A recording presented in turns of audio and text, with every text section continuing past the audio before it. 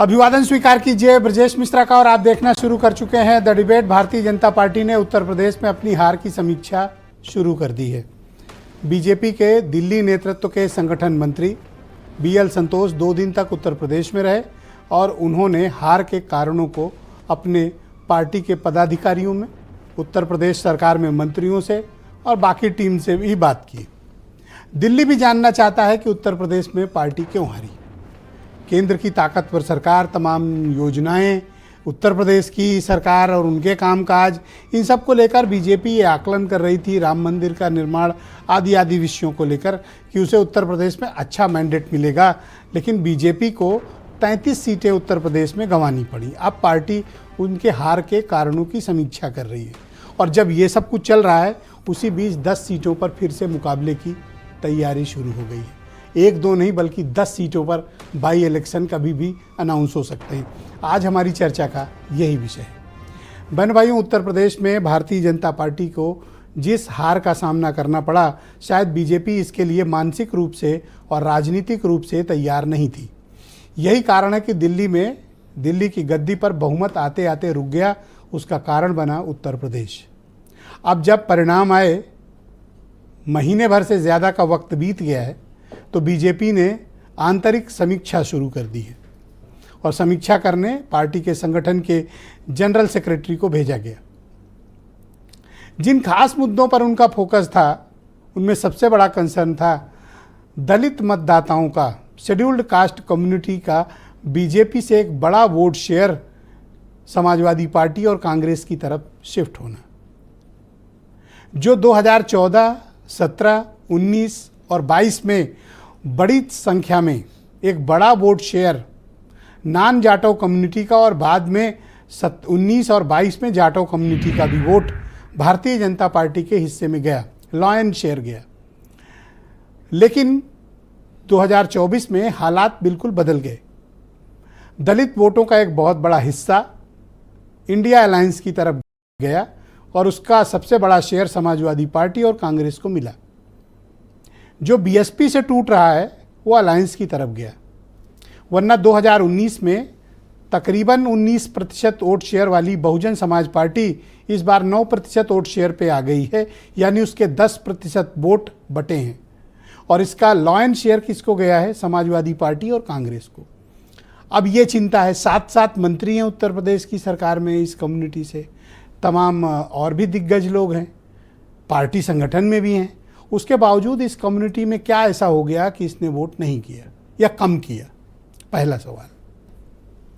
दूसरा, पिछड़े मतदाताओं में, पिछड़ी कम्युनिटी में जिस वोट बेस पर भारतीय जनता पार्टी इतराती थी, वो वोट उसके पास से छीना है। वो है नॉन यादव OBC कम्युनिटी और उसमें भी 2 कम्युनिटी विशेष तौर पर, कुर्मी और कुशवाहा। ये कम्युनिटी का भी एक बड़ा शेयर बीजेपी के पास से गया और कई सीटें इसकी उदाहरण भी हैं। तो इसके क्या कारण रहे हैं? जबकि इस कम्युनिटी को तो बीजेपी ने बहुत कुछ दिया, सत्ता में भी दिया, संगठन में भी दिया, ब्यूरोक्रेसी में भी दिया। फिर क्या ऐसा हो गया कि इन्होंने वोट नहीं दिया, या दिया भी तो उतना नहीं दिया जितना देते थे? क्योंकि इस कम्युनिटी का वोट मिला होता तो अनुप्रिया पटेल की ये हालत नहीं होती। 1 सीट हार गई, दूसरी वो किसी भी तरह गिरते पड़ते जीत पाई। तो कोई तो कारण होगा। और तीसरा विषय है राजपूत मतदाताओं का रूखा व्यवहार, या ये कह लीजिए कि बीजेपी को वोट कम मिला उनका जितना मिलना चाहिए था। और ये बात सहारनपुर से लेकर चंदौली तक लागू हुई। सहारनपुर इसलिए क्योंकि वो एक राजपूत डोमिनेटेड कॉन्स्टिट्यूएंसी है, और चंदौली का मैंने जिक्र इसलिए किया क्योंकि अलायंस का राजपूत का समाज का प्रत्याशी वहाँ से जीता, वीरेंद्र सिंह। तो कोई तो कारण है कि ये कम्युनिटी, तो इन सब के साथ, इन ग्रुप्स के साथ बैठी बीजेपी के लीडरशिप बैठी और मीडिया टीम के साथ भी बैठी कि जो विपक्ष ने नरेटिव बिल्टअप किया, अब मुझे आधिकारिक रूप से नहीं पता, लेकिन इसमें आज अखबारों में और सोशल मीडिया में ऐसा है कि पार्टी ऐसा मानती है कि समय रहते मीडिया टीम उसका काउंटर नरेटिव नहीं दे पाई। तो भाइयों बहनों, जब इतनी आग लगी हो तो उसमें मीडिया टीम क्या कर लेगी और कौन सा नरेटिव वो दे देगी?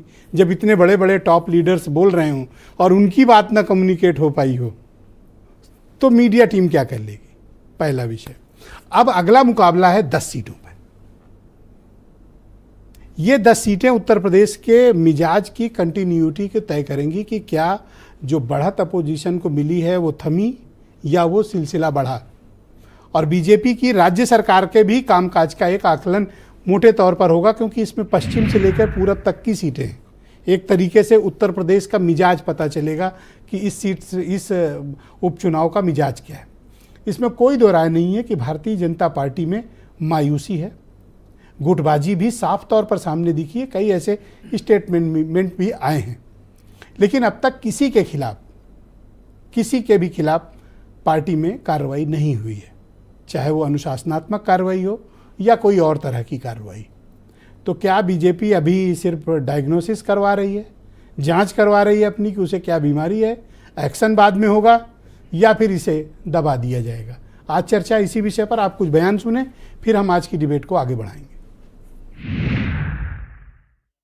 एक मुद्दा बार बार नहीं चलता। जो एक झूठा भ्रम फैलाया, कोई भी पार्टी हो, चाहे वो 400 नहीं चाहे 450 एमपी उसके पास आ जाए, लेकिन क्या भारत का संविधान बदला जा सकता है? संगठन में भी इसका विश्लेषण हो रहा है, माननीय मुख्यमंत्री जी भी इसका विश्लेषण कर रहे हैं और हम लोग इस पे कुछ ना कुछ रणनीति बनाने की तरफ अग्रसर हैं और पूरी शिद्दत के साथ हम लोग चुनाव लड़ेंगे। यही वो भारतीय जनता पार्टी है जो चुनाव से पहले संविधान को बदलने की बात करती थी, जो आरक्षण को खत्म करने की बात कर चुकी है, जो लगातार पीडीए यानी कि पिछड़ा दलित अल्पसंख्यकों के हित अधिकारों को ख़त्म करने की प्रयास करती रही है।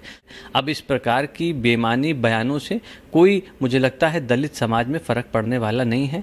देखिए, भारतीय जनता पार्टी के खाने के दांत कुछ और दिखाने के दांत कुछ और है। सबसे पहले तो उन सांसदों पे कार्रवाई करनी चाहिए जिन्होंने 400 पार का नारा देने की बात कही ताकि वो संविधान बदल सके। उसके बाद ही भारतीय जनता पार्टी जनता के बीच जाने की हिम्मत करे। तो बहनों भाइयों, आज की परिचर्चा को प्रारंभ करते हैं। मेरे साथ उत्तर प्रदेश में भारतीय जनता पार्टी के प्रवक्ता आलोक अवस्थी मौजूद हैं, दीपक रंजन समाजवादी पार्टी के प्रवक्ता हैं, अनिल दुबे राष्ट्रीय लोकदल से हैं, सुरेंद्र राजपूत कांग्रेस कमेटी के प्रवक्ता हैं। मेरे साथ इस कार्यक्रम का हिस्सा हैं देवकी नंदन मिश्रा जी, जाने माने पत्रकार, और वीरेंद्र सिंह जी हमारे स्टेट हेड। आप सभी का शुक्रिया और धन्यवाद इस कार्यक्रम में मेरे साथ मौजूद रहने के